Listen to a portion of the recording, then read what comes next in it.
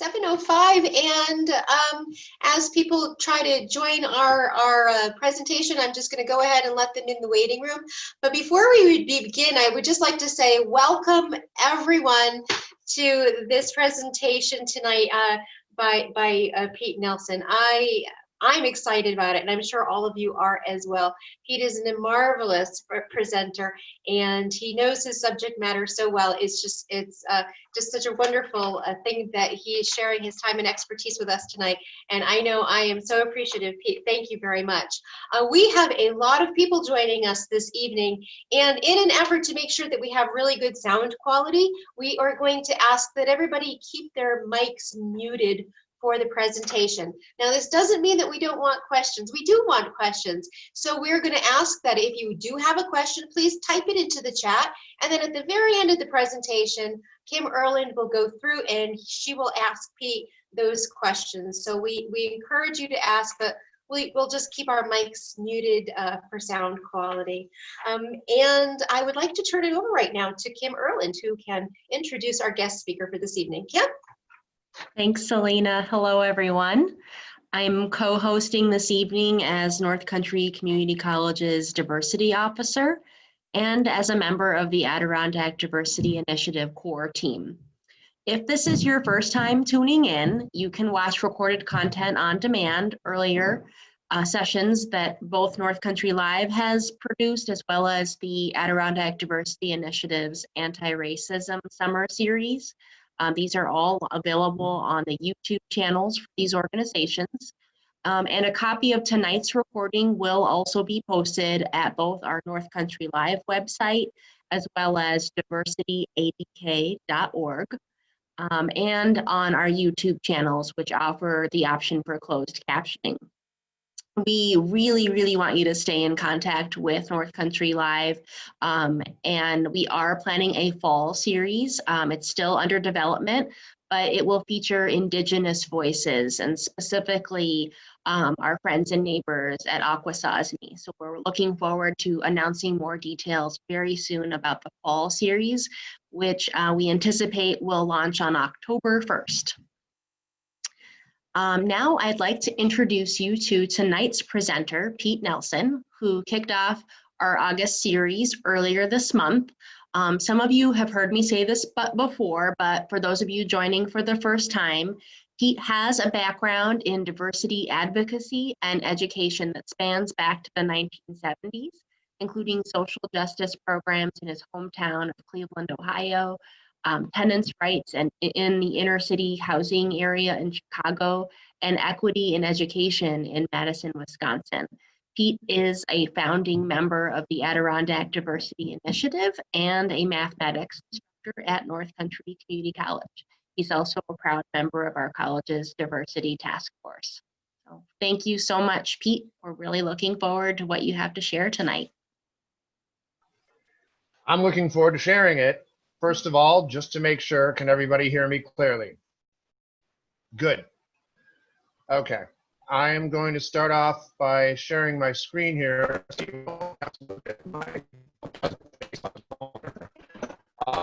Let me see if I can pull this up successfully. We are off and running.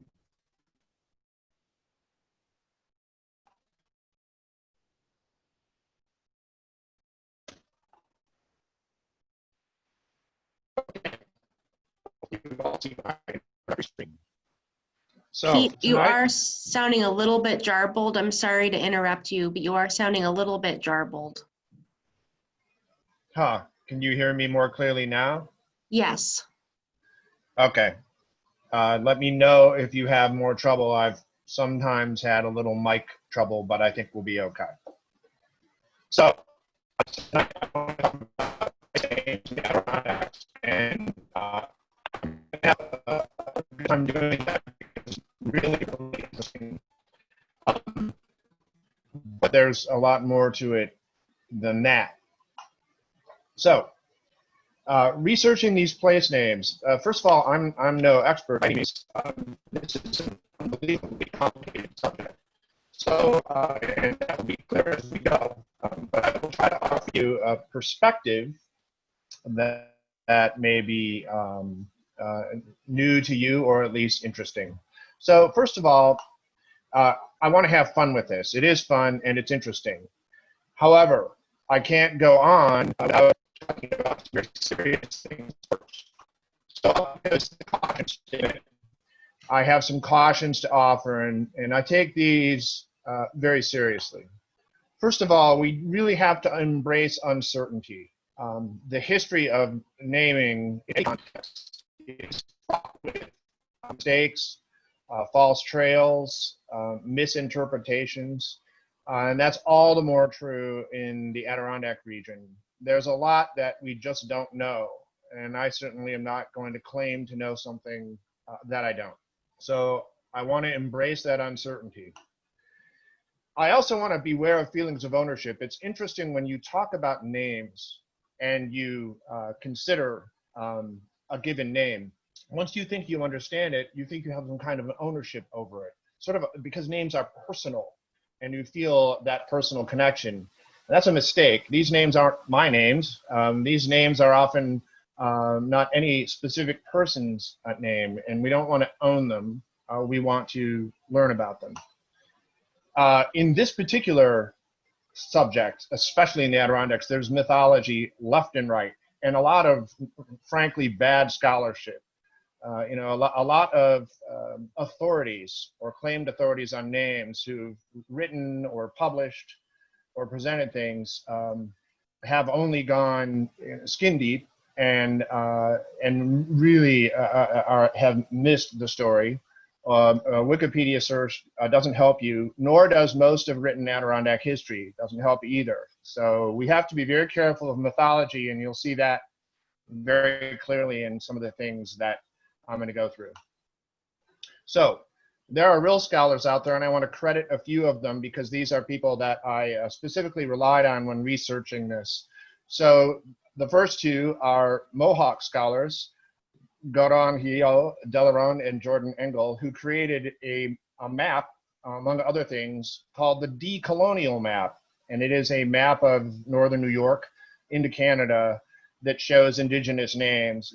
Really a fascinating website. Their work is really good. I want to credit Dr. Melissa Otis, who is a PhD and an expert in Native American studies here. Wrote a book on indigenous peoples in the Adirondacks. I want to credit Sally Svensson, who wrote a book called Blacks in the Adirondacks. She's an independent journalist and scholar of very, very thorough treatment.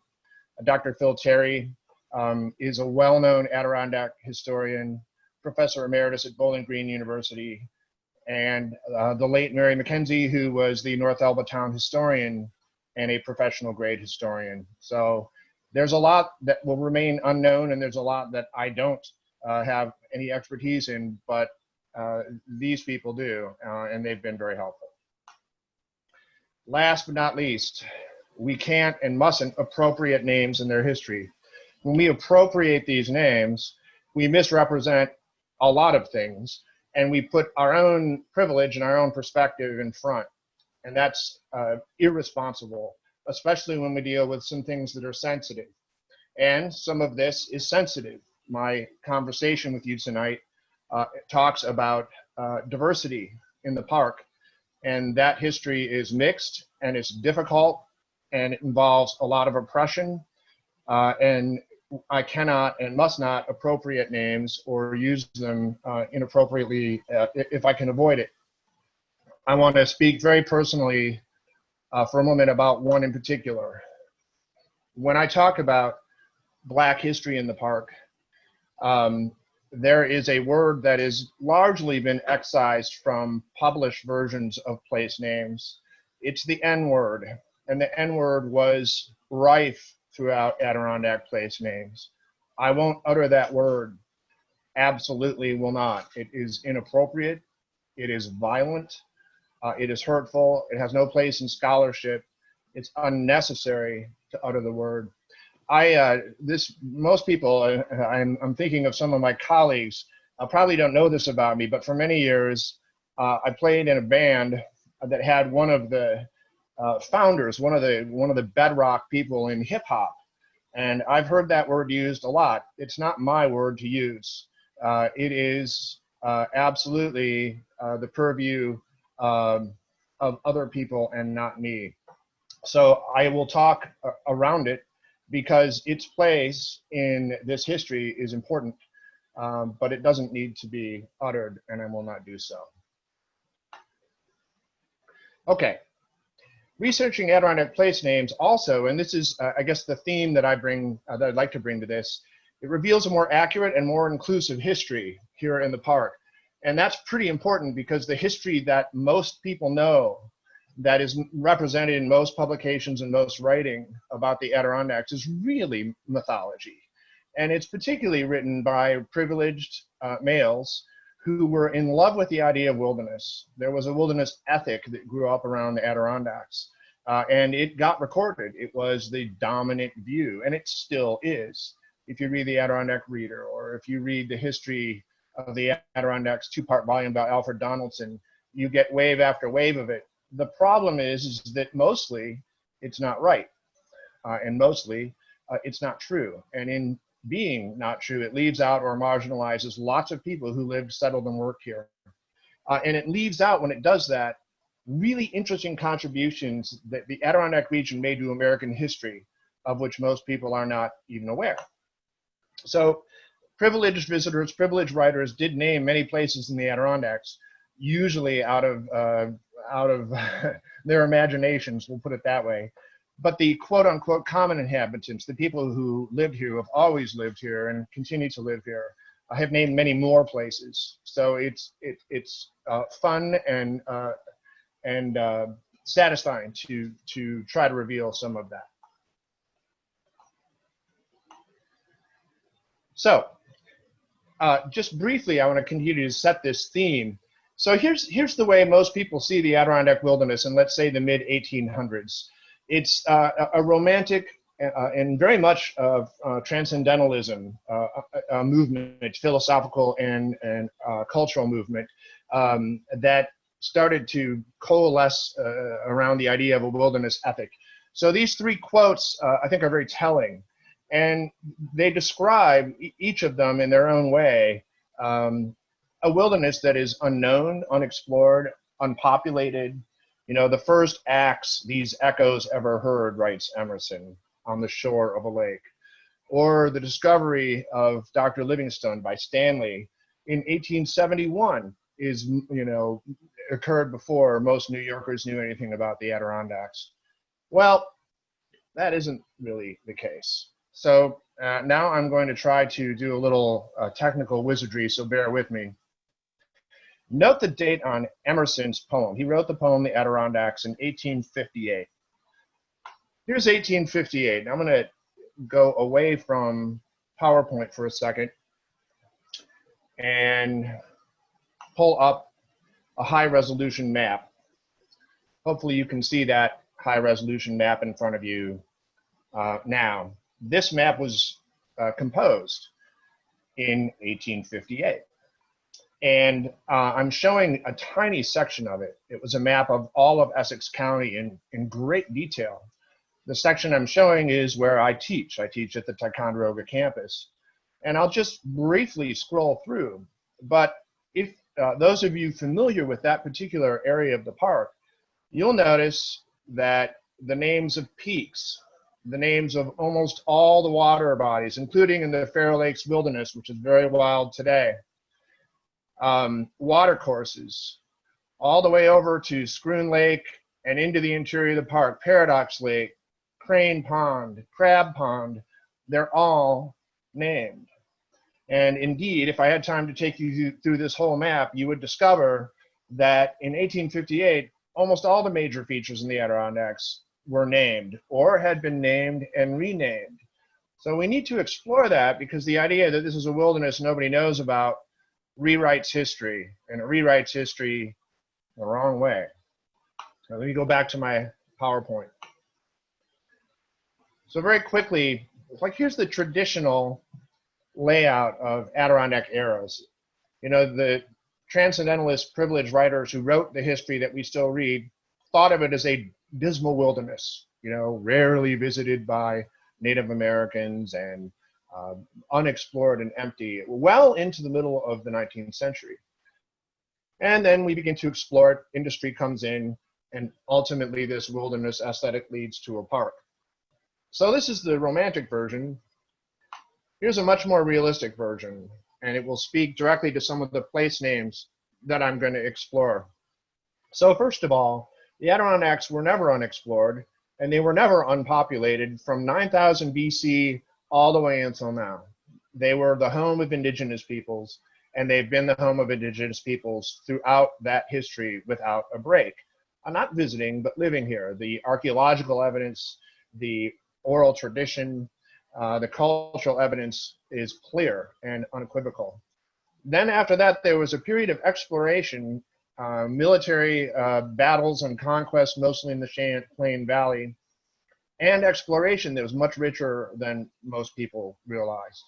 Going down, those of you who sat in or listened in on my Timbuktu lecture have heard about the great experiment in the Adirondacks to provide voting rights, civil rights, and a level of agrarian safety, agricultural success to free blacks here in the Adirondacks. It was a pivotal part of American civil rights history. The same thing is true, by the way, for women's rights and suffrage. So these are left out in the romantic version. They're essential if we look at what really went on here.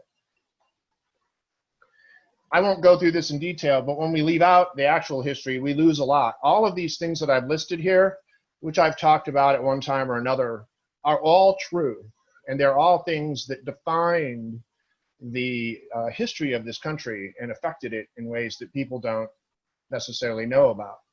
And at the bottom, as I note, when we look at place names, we're starting to delve into this essential piece of history, starting, of course, with the indigenous peoples who have always lived here. So I'm going to do a cursory examination. When I say cursory, like I said, you could talk for hours on any one piece of this. I'm going to break it into just 3 pieces. I'm going to talk a little bit about indigenous history, a little bit about Black history, and then a few miscellaneous place names that are just kind of fun. And this will be cherry picking. There will be plenty of you out there who will say, well, what about this part? Or what about this name? Or what about this story? And you will be right. It's something that I should have had in this presentation, but there is way too much to cover in an hour. So I've just picked some important examples. So let us begin with indigenous place names. And this is more than any other topic in naming a good example of the difference between reality and fantasy, because there's a lot of fantasy. I kind of want to take you through this, and I'll talk about it.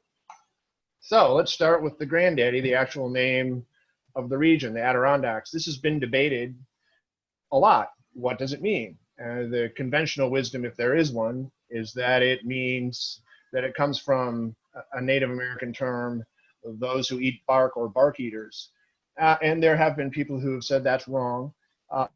I will go with Mohawk scholars who indeed say that this word is derived from the Mohawk word Adirondack, meaning they eat trees, referring to First Nations people from north who would use the interior parts of tree bark to eat, especially when cold weather hit. Actually, I have some land in the Adirondacks with my wife, and we have trees up there where if you pull back the cambium of the bark, it's totally edible. So I don't know if this was meant to be derogatory or descriptive, but it seems to be an authentic version of a Mohawk term that has been mispronounced and applied to the region. After this, it gets more complicated. Mount Marcy. So let's talk about the conventional wisdom. It's the highest point in New York. I figured I'd throw it in, and many of you will know this. It was named for Governor William Learned Marcy, but it was renamed or named by Euro-Americans. And we've since learned that the Native American term for it was Tahaus, which means cloud splitter. And that's a fairly well-known term that has appeared in books and media and websites and everything else, except it ain't true. So Tahaus was a term taken whole cloth from whatever source he needed by the American writer Charles Fenno Hoffman, who applied various versions of his versions of what he thought of as Native American names to all sorts of features in the Adirondacks. He thought that was very romantic. So the etymology of Taha'is is unclear, and it's simply not a Native American term that was used for Mount Marcy at any time that we know of. Here's the Mohawk version, Tawabyesta. And by the way, to anyone who can pronounce Mohawk, I apologize. I'm happy to announce I'm the worst person in the world at pronouncing languages. My wife, who sings in multiple languages, cringes when I pronounce in French or Italian. So, but this is the Mohawk term, and it means it pierces. Here's one of my favorite examples of romanticizing names and the whole idea of peoples in the Adirondacks. The second highest peak in the Adirondacks is Algonquin Peak, and it is part of something called the McIntyre Range. And there are multiple peaks in the McIntyre Range, but there are three that are connected by a wonderful ridge walk. Algonquin, Boundary Peak, which is too close to Algonquin to rate as a separate high peak, so it's not on that 46 list. But Iroquois is, so the next one to the south. So it goes from the north, Algonquin, south to Boundary, and then south to Iroquois. Where do these names come from? Well, first of all, they weren't the original Euro-American names either. It used to be Mount McIntyre, named after the guy who started the McIntyre Mine Works in the heart of the High Peaks. But it was renamed after that to delineate the line between the two territories, the Algonquins to the north, the Iroquois to the south. This is roughly where they demarcated their territory, so there was a boundary between them. And that's been repeated over and over and over again. Guess what, kids? Nope, it's a fiction. And I mean a complete fiction. The real story is that the boundary was a surveying boundary. It was the northern line of the Totten Crossfield Purchase and the southern line of the old military tract and Macomb Purchase, but it was a boundary line that was surveyed by Euro-Americans, and it was directly related to speculation and property purchase and division in the park. The idea that to the north was Algonquin territory and to the south was Iroquois territory is also a fiction. I had a wonderful conversation with John Fadden of the Six Nations Museum in Onchiota talking about this and lots of other sources too. There are many misnomers. First of all, there were multiple First Nations tribes who spoke a dialect of Algonquin. It's a language group. And Iroquois is a term that's used, but Haudenosaunee is a better term for the Confederacy of Six Nations to the south of the park and extending into the park. These groups did have conflict. They did have battles. They did they did tussle, but they often didn't. And the territory of what we now know of the Adirondacks was covered by both the First Nations to the north and the Mohawk. And in fact, they shared trails. And much of their history doesn't have contention, and they didn't demarcate territory with mountain peaks. It's just a fiction. So it's a Euro-American boundary, and the names are romantic, but they don't actually have a good meaning in the larger context of the history of the park. Here's one, Whiteface. Okay, Whiteface, we imagine, or will read, was named for its white-colored slides, probably by early Euro-American explorers. And if you look at Whiteface and you see the slides, which are white-colored, makes perfect sense. Nope, not exactly. This one actually was taken directly from names given by Algonquin-speaking First Nations peoples. And in the Algonquin language, it was called Wahopartani, which means it is white. So people, Euro-Americans who learned that term and learned what it meant, copied it and gave the name Whiteface to the mountain. Furthermore, it's not due to the slides. It's due to the summit rock, which is gabbro anorthosite. It's a slightly different constitution of rock than the rest of the high peaks. It has an igneous intrusion that makes it white. The slides on Whiteface didn't even exist when it was named. They came to be in 1830 with a huge storm, but also, as a bit of trivia, created Big Slide Mountain. So this one is actually like a legitimate name following what we learn from Algonquin-speaking peoples. And here's another one, Santinoni. There are a lot of assumptions that Santinoni is some Native American term. It isn't. It was the way that Abenaki peoples pronounced St. Anthony. And why were they pronouncing St. Anthony? Because they had an extensive relationship with French voyagers and trappers, and St. Anthony of Padua was a patron saint. So somewhere in history, the Abenaki pronunciation of St. Anthony became the name of this peak. That, by the way, also belies the idea that none of this was explored or known. This naming happened a long time ago, and it shows that there was a lot of cultural interaction in the park. Going a little bit further, when we look at some other place names, it gets complicated fast, and partly because Euro-Americans have corrupted the name. They can't say it right, or they adopt a version of it, and it's really hard to sort that out. So a couple more examples. One near and dear to my heart, Ticonderoga, which is, again, where I teach, and a remarkable nexus of history for thousands of years, really, right up until the settlement of wars in the Champlain Valley. And it comes directly from Mohawk, Ticonderoga. That's as close as I'll get. My wife is cringing. But if you listen through Ticonderoga, it's pretty close to Ticonderoga. So somehow that name got adopted by Euro-Americans. And it means it's at the junction of two waterways or a forked river. And of course, it is the site of the Chute River, which connects Lake George and Lake Champlain. The Saranac River, this is a good illustration of how complicated this gets. Do I claim to know the etymology of Saranac? No. Does anybody claim to know the etymology of Saranac? Yes, but there's no agreement. So when I was looking into this, there is a turn of the 20th century anthropologist who is quite expert in Native American terms. This I got from Melissa Otis's wonderful doctoral dissertation in a footnote.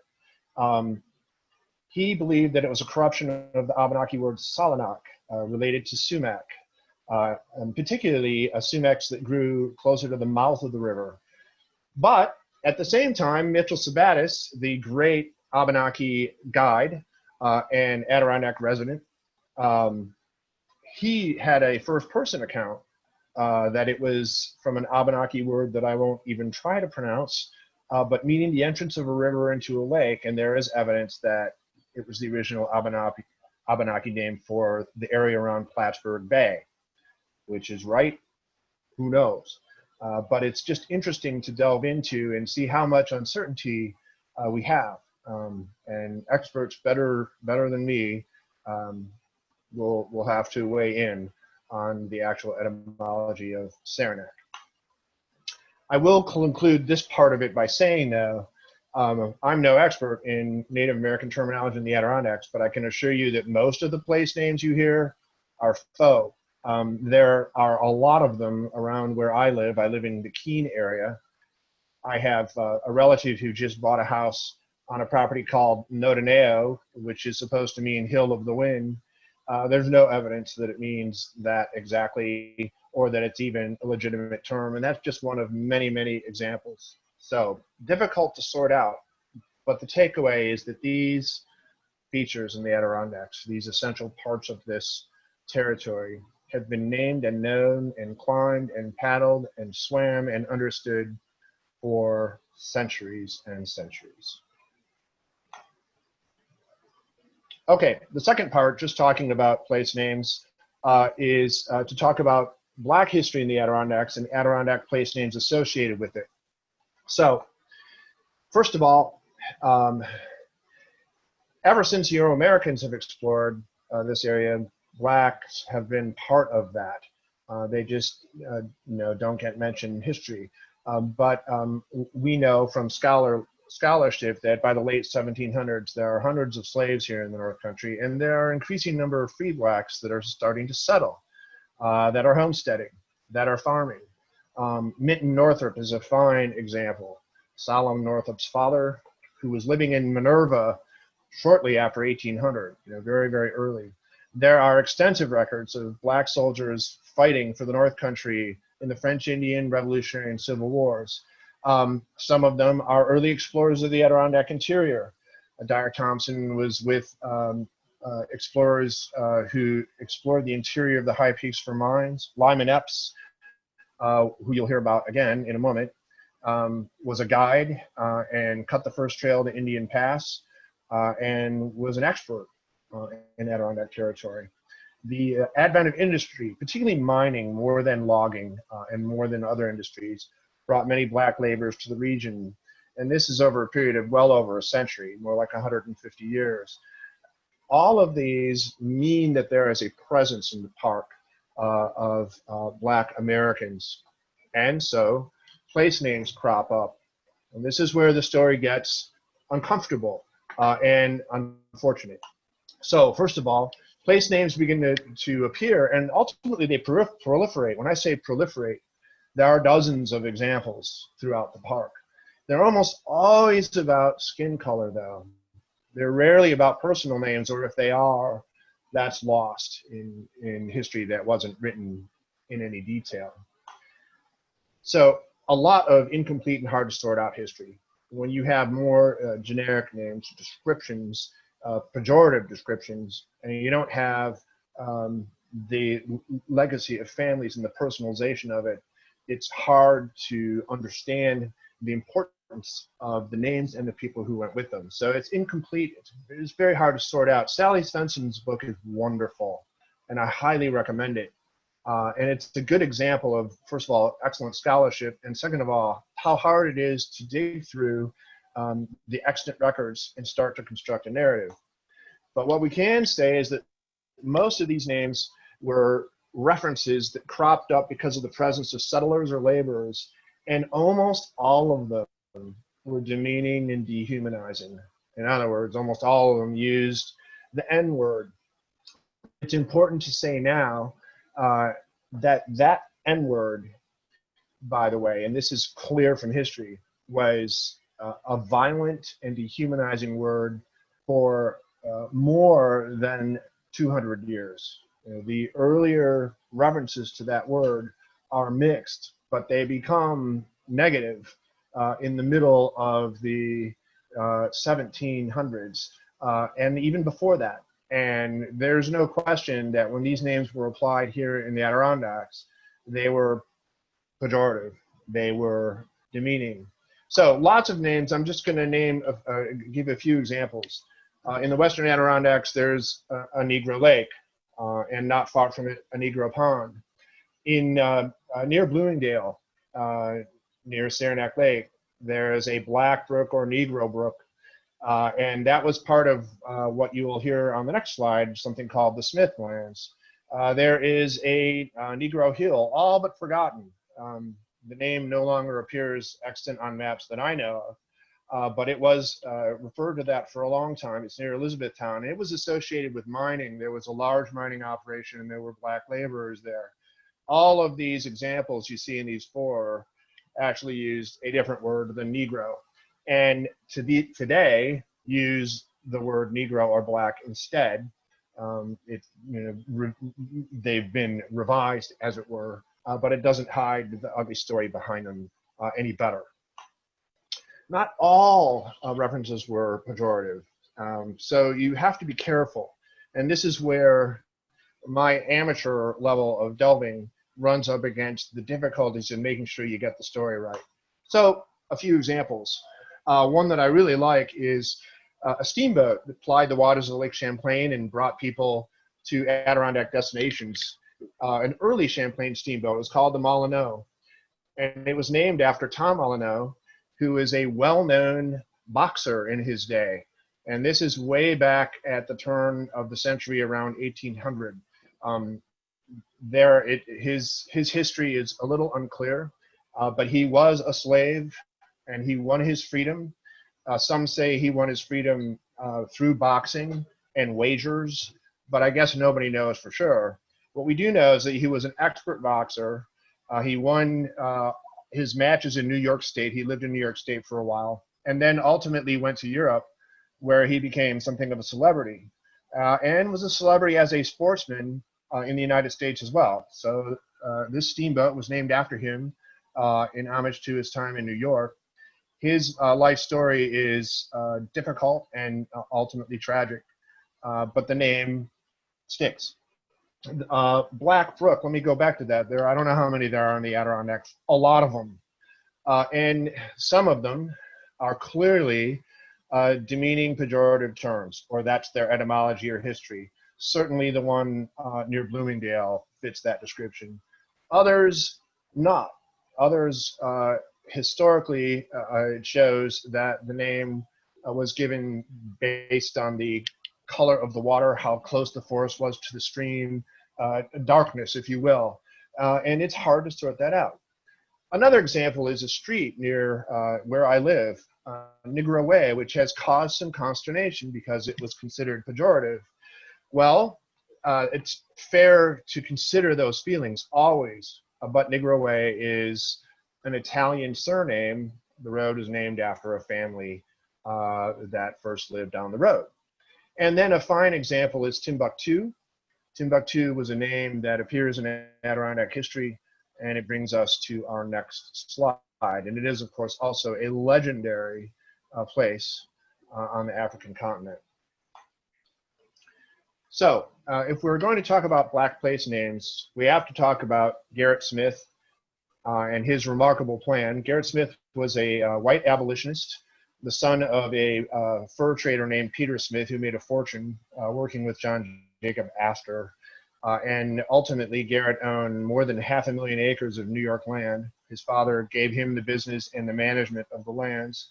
He was a strong abolitionist, also very strong in women's rights.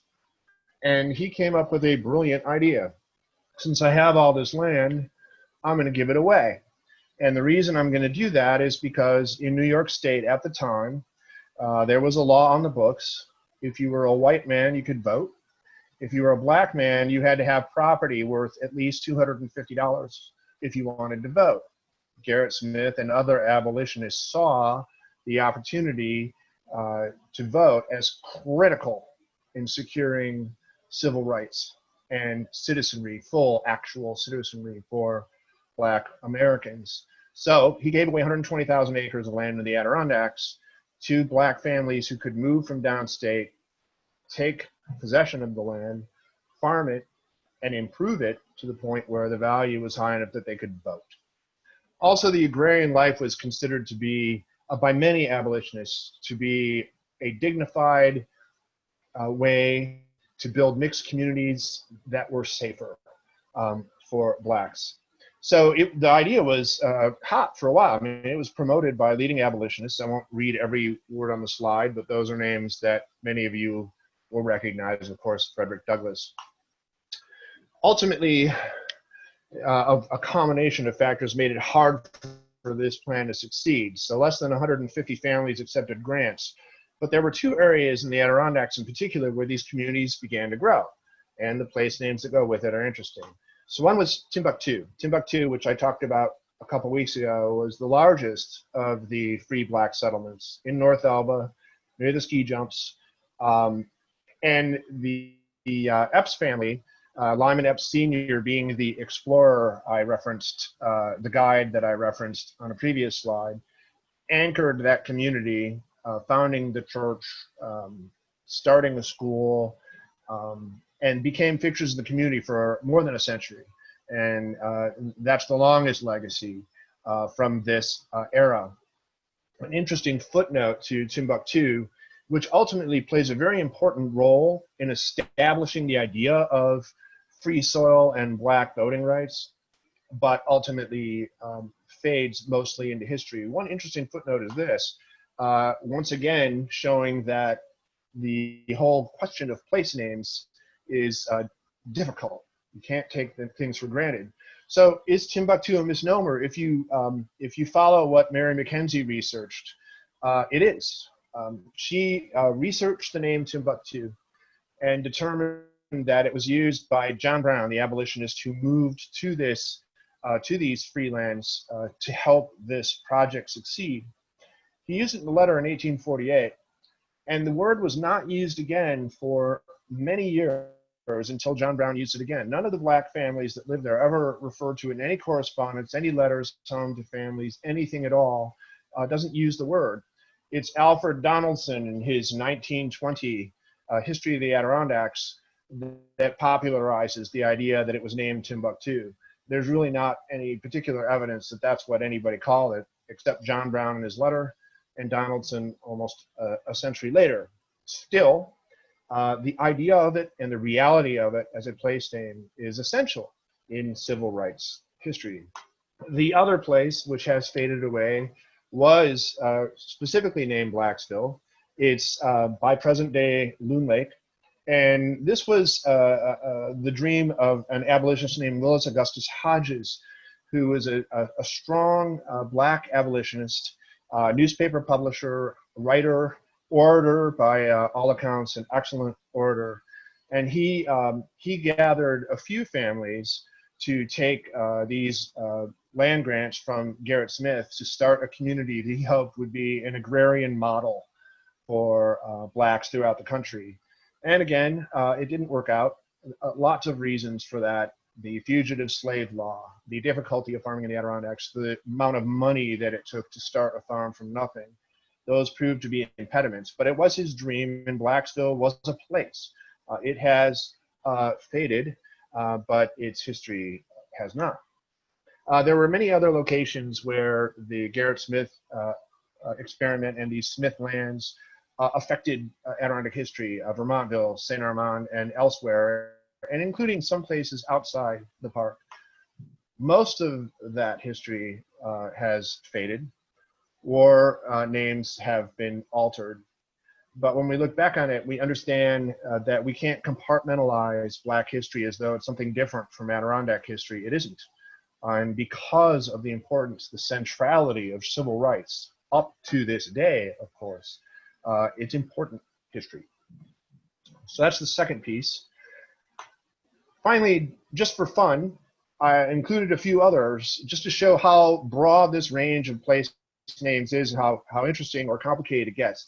These are I would say, more well-known, and I would hazard a guess that many in the audience know these or the stories behind them, but I'll just run through them quickly for 2 minutes and then leave a little bit of time for questions. So Adirondack Lodge is the most popular hiking destination in the high peaks. Why is it Adirondack Lodge, L-O-J?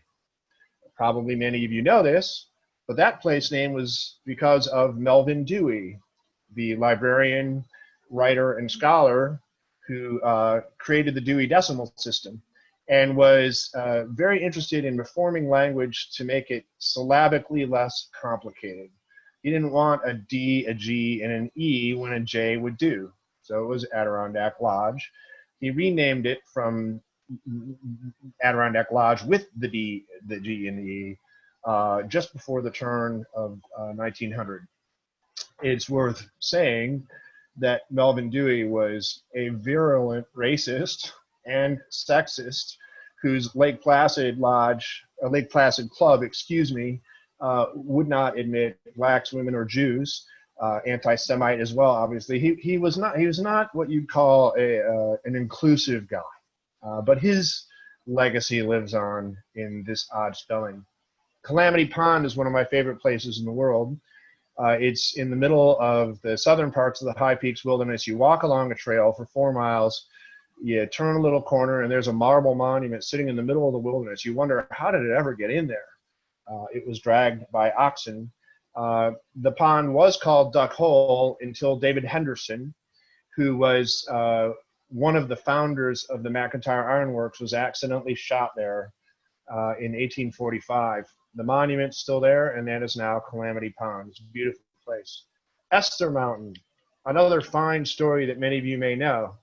Esther Mountain, until recently, was the only one of the 46 Adirondack high peaks that was named after a woman. The other 45 were all named after men. Imagine that. Now we have added Grace Peak, not too far from where I'm sitting, named in honor of Grace Hudolowski. But Esther Mountain was named in the last, actually 2 centuries ago almost, for a young woman, in fact, a girl of age 15 named Esther McComb, who decided to go climb Whiteface. No trail, I'm just going to go up there. A plucky move for any person. And she got lost. And she ended up on the wrong summit and spent the night there before she was found and got her way out of there. So if you climb Esther Mountain, there's a plaque up there, a bronze plaque in memorial to Esther McComb, the first person to summit it, first Euro-American, I should say. Lake Bonaparte, this is another one of my favorites that maybe some of you know, maybe some of you don't. The real brief version of this one, this is just outside the park to the west. Lake Bonaparte, that's suggestive. Could it be that it's named after Napoleon Bonaparte? Yes, it could. It's named after him or his brother Joseph, and it's named in remembrance of a failed attempt by Joseph Bonaparte to buy thousands of acres of Adirondack land in the western Adirondacks, to which Napoleon could escape and lead a life of relative peace and comfort. And in fact, Napoleon had sewn coins into his vest and snuck some belongings into his pockets and was ready to get on a ship that was going to take him to the United States before the British intercepted him, and he ended up spending the rest of his time on Elba. So there was almost a Napoleonic dynasty in the Western Adirondacks, but didn't happen. That brings us to North Elba. Why is North Elba North Elba? Well, Elba, the colony that the aforementioned Napoleon spent time at, was a famed source of iron minerals. It was a mining mecca. And when early miners found ore, iron ore, in the Lake Placid area, they wanted to be optimistic, so they named that area Elba. Until a few years later, it was discovered that downstate there already was an Elba, New York, so they had to change it, and they changed it to North Elba, and that is, of course, the name of the town to this day. Peru, just outside of the park to the north. Why Peru? Same sort of theme there. Peru was named because French explorers pushing south along Lake Champlain saw high mountains to their west, the Adirondacks, and imagined that there could be stores of gold and silver, much like the legendary country of Peru. So these were the Peruvian mountains before they were the Adirondack Mountains, so named by the French. A town still carries its name forward. And finally, Racket Lake. Racket Lake, no one knows, but the story is that Sir John Johnson, a British Tory, escaping from American troops at the commencement of the Revolutionary War, was guided by Mohawk allies who took him on an ancient and long-standing Native American trail that connected from the Mohawk Valley along the Hudson River all the way to Canada, along the Fulton Chain of Lakes, and then up to the northwest from there. When they came to Racket Lake, the snow they had been traversing in snowshoes had melted too much to use the snowshoes, so they discarded them all in a huge pile on the shore of Racket Lake, and the French word for snowshoe is racket. That one is, we'll say, unverified. So there are a plethora of place names in the Adirondacks. They are all fascinating, and they tell a much richer history than that this was just an empty wilderness. And with that, I will take any questions that people have, and I thank you very, very much for listening. Thank you so much, Pete. That was fascinating. And so now is a good opportunity to type questions into the chat for Pete, and I'll get through as many of them as I can. Looks like one person wants to know if there's an indigenous story behind the Split Rock Mountain name, or if that's also a false tale. Wonderful. So the first part of the answer is I'm not sure. The second part of the answer is I don't know if anybody knows for sure. What I can tell you is that when the French and the British were contesting in the Champlain Valley, the French were allied with First Nations, Algonquin speaking peoples, and the British were allied with the Iroquois. This because Samuel de Champlain made an enemy of the Iroquois in 1609, and that carried on for more than a century. So Split Rock was named in the Treaty of Utrecht in 1730 something. I don't have it in front of me. I think 1731 or something like that. I'd have to look it up. But this treaty was negotiated to establish a peace between the British and the French, and Split Rock is specifically named in that treaty. Everything north of Split Rock is French territory. Everything south of Split Rock is British territory. It's been said, and this is the part where I don't know, that demarcation was also based on the idea of how the Native Americans viewed their control of the Champlain Basin. I know others are skeptical of that because the idea of territory that Euro-Americans have is completely alien to the way that Native Americans look at land and share it and consider it.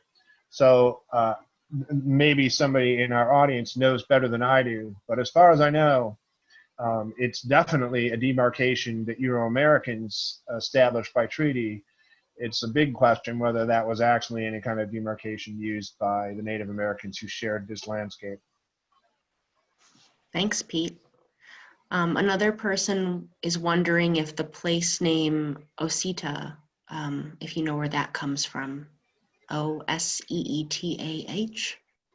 Oh, I know the name. I do not know where it comes from. I haven't researched it. I won't even begin to try to tell you if I know about, anything about it. I do not know that. My apologies. Not a problem.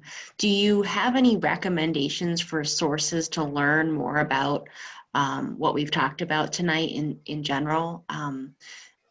Some of our listeners are interested in doing some more of their own self-directed learning. Yes, there are a number of sources, but I would start with the book that Melissa Otis wrote. And just give me one moment here. I will be right back with you in just a moment.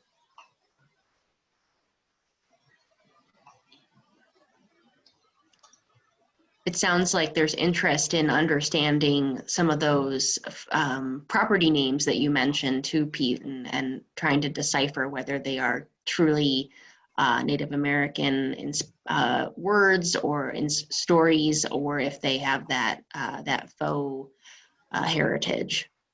Yep, I'm sharing my screen, ladies and gentlemen. This is a search, so you can see information on this book. You can search for it yourself. But Rural Indigenousness, History of Iroquois and Algonquin Peoples is really, really good.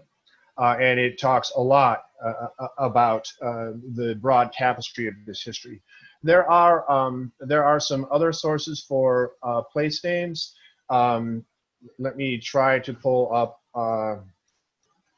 while you're looking.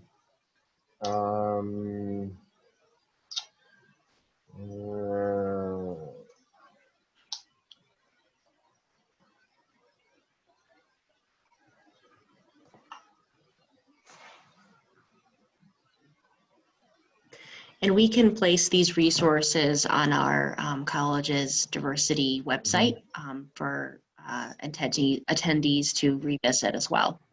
Okay, so this is the atlas I referred to earlier, and it has a wide range of information about place names, and not so many in the Adirondacks, but in the North Country as a whole into Canada, a very thorough listing and exploration of these names by Mohawk scholars.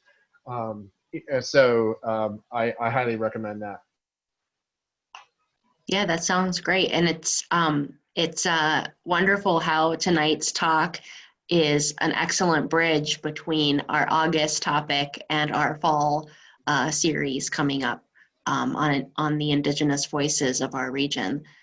Any other questions from our attendees this evening?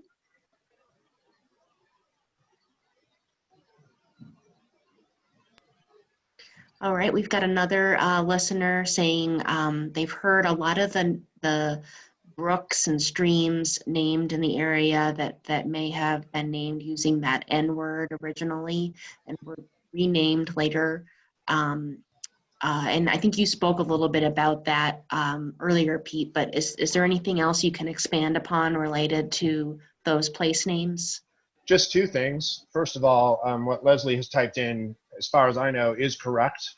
I don't know the details about it, but I have heard the same thing. What I can tell you is that there have been, purposeful efforts to rename features in the Adirondacks that have offensive names, particularly using that N word. So those have been organized efforts. And so I have heard the USGS did that as well, and Niagara being a perfectly reasonable term. All right. I'm going to turn it back over to Selena then to close the evening out. And again, thank you so much, Pete. This was wonderful. I had a great time. I hope people enjoyed it. I just think this stuff is fascinating. I don't claim to be an expert, but I love delving into it and sharing what I can. Thank you. Absolutely. A good lesson in information literacy. Thank you so much, Pete. Wow. That's the only word I can come up with. Wow, that was amazing. Thank you so much for sharing. I really enjoyed that, and I hope all of you did as well. I want to say a couple of thank yous. One to our North Country Community College Foundation, our enrollment team who has been supporting us all the way, our opportunities group, but most important, I want to thank all of you for sharing another evening with North Country Live as we went into further exploration of Black history in the Adirondacks. We have lots coming up in the future, so we hope that you can join us in the fall for our fall series. Thank you, everyone. Have a wonderful evening, and we'll see you soon.